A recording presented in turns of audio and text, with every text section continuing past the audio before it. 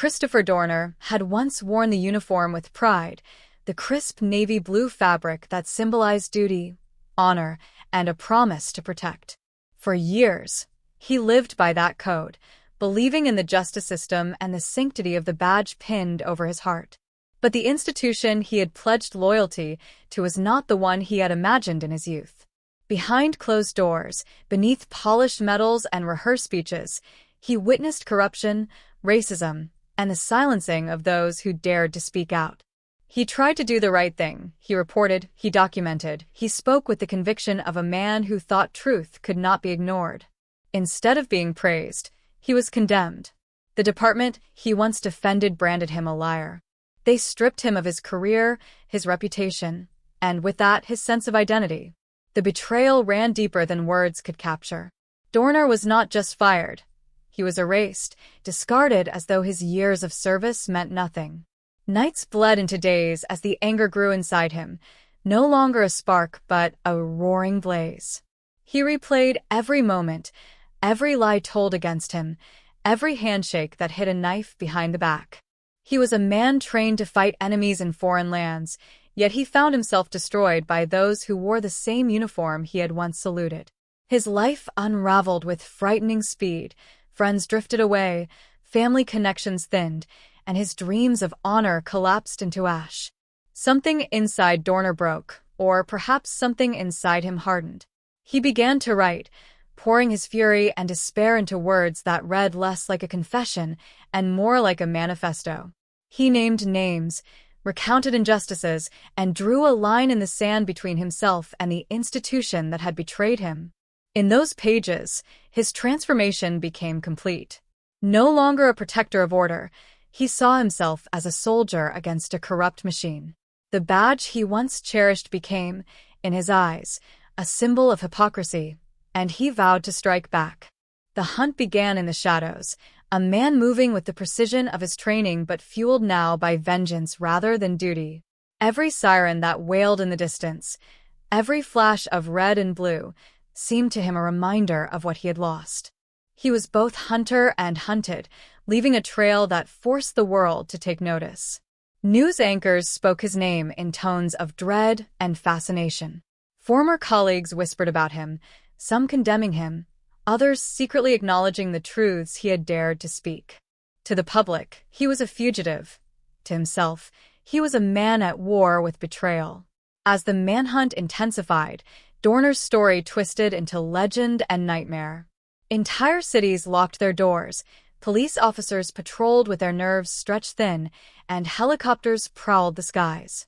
Yet Dorner moved like a phantom, his face appearing on wanted posters, his words circulating across screens, his motives dissected by strangers who would never know the man behind the uniform. The irony was bitter. He had once been trained to uphold order, and now the entire system sought to destroy him. Each step deeper into fugitive life was a step further away from redemption. Dorner was no longer the officer who had raised his hand in solemn oath. He had become something darker, a man consumed by a cycle of grievance and retaliation. To some, he was a monster. To others, a cautionary tale of what happens when an institution crushes the very people sworn to defend it.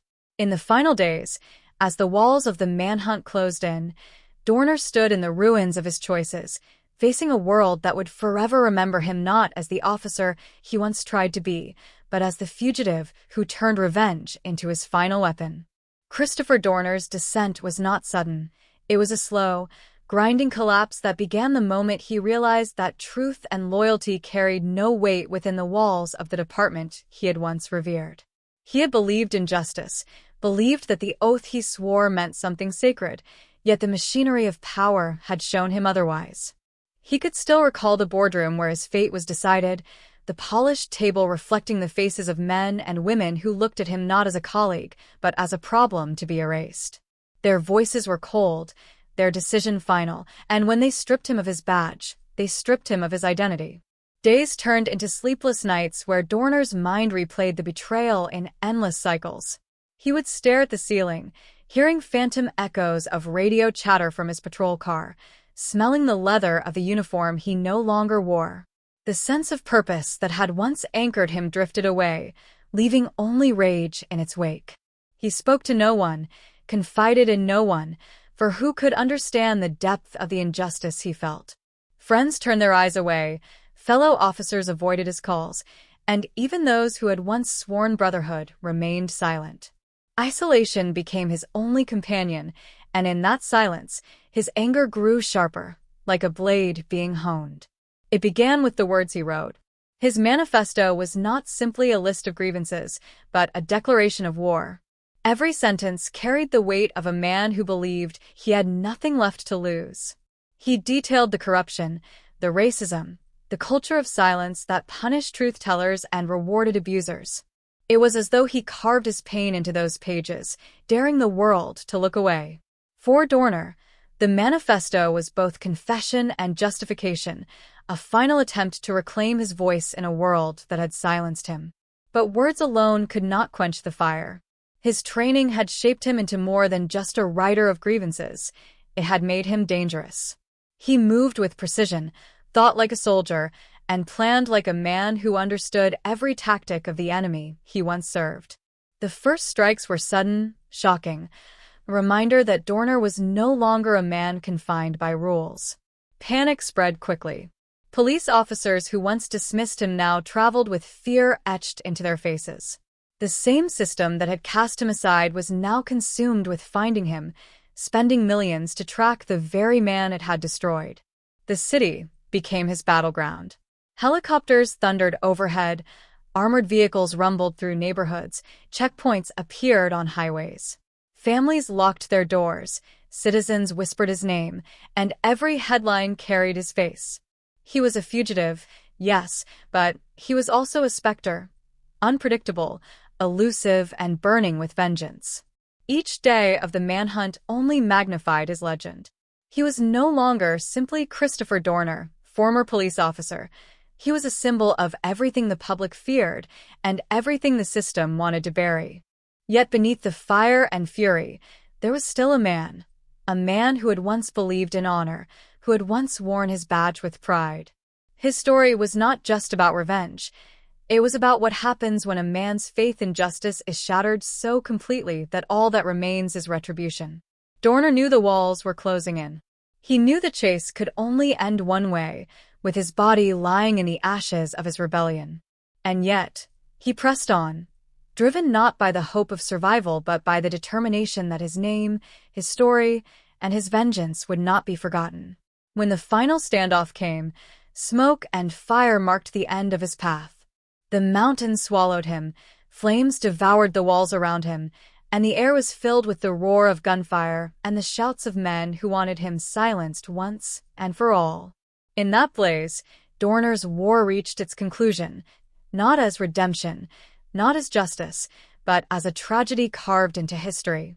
Christopher Dorner's story remains an echo of betrayal and vengeance, a chilling reminder of how quickly the line between protector and predator can blur when justice itself is corrupted. He had once stood for the law, but in the end, he became its most hunted enemy. Christopher Dorner's story was never meant to be quiet. It was meant to thunder, to burn, to echo long after his name was first spoken with fear. The transformation from officer to fugitive was not a clean cut. It was jagged, bleeding, filled with moments of silence before the storm and violent crescendos when his vengeance struck. His life was not simply derailed. It was consumed, rewritten into a narrative he had not chosen but fully embraced. He had spent years following orders, saluting superiors, keeping his voice steady even when his conscience screamed at him.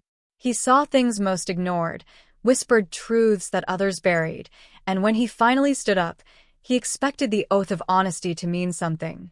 But in a place where lies were cemented into tradition, honesty became poison. His badge, once polished with pride, turned into a weight, dragging him down into a system that rewarded cruelty and punished dissent. They fired him, but it wasn't just termination, it was exile.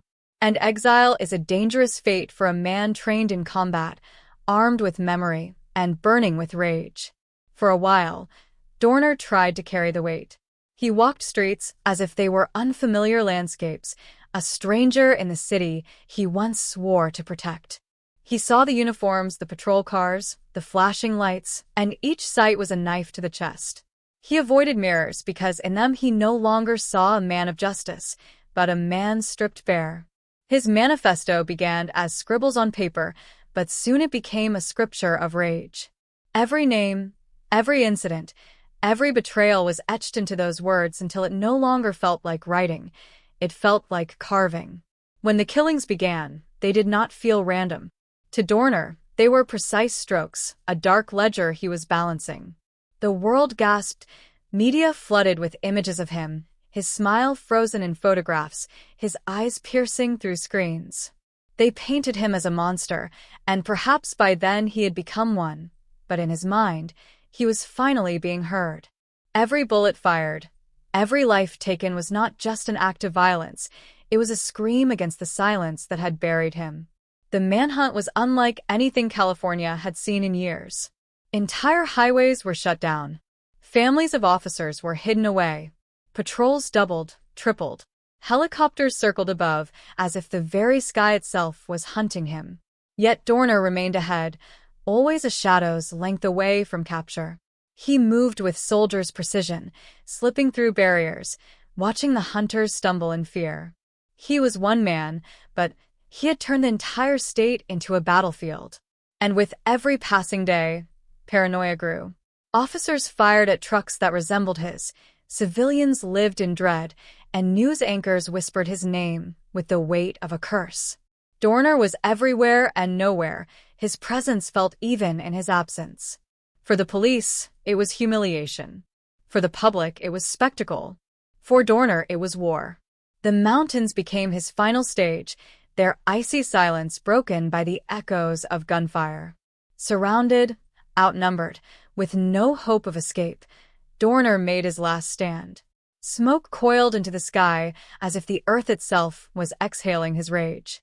The cabin burned, flames clawing upward, windows shattering under the heat.